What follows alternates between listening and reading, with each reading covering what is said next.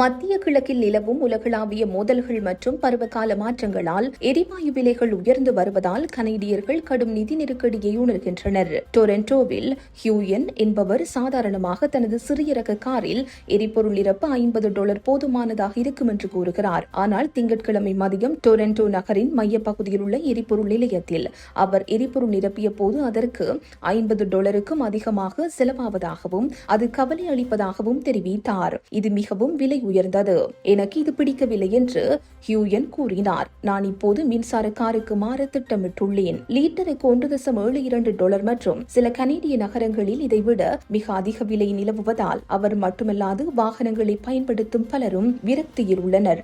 நமக்கும் போருக்கும் எந்த சம்பந்தமும் இல்லை, ஆனால் அதற்கான விலையை நாம் கொடுத்துக் கொண்டிருக்கின்றோம் என்று ஒருவர் தெரிவித்தார். ஈரான் போர் 5வது வாரத்தை எட்டியுள்ள நிலையில் ஹோர்முஸ் நீரிணை நடைமுறையில் மூடப்பட்டிருப்பது உலகளாவிய எண்ணெய் விலையை விண்ணை தொடச் செய்துள்ளது.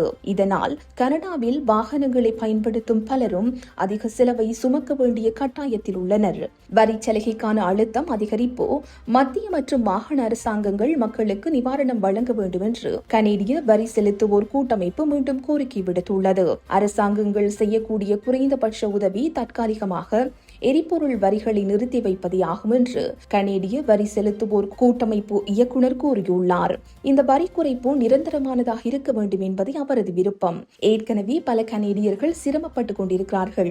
இப்போது இந்த எரிபொருள் விலை உயர்வு வாழ்க்கையை இன்னும் விலை உயர்ந்ததாக மாற்றுகிறது என்று அவர் குறிப்பிட்டுள்ளார். இந்த செய்தி உள்ளிட்ட மேலதிக விரிவான செய்திகளுக்கு www.behindmenews.org என்ற எமது இணைய பக்கத்தினை பார்வையிடவும்.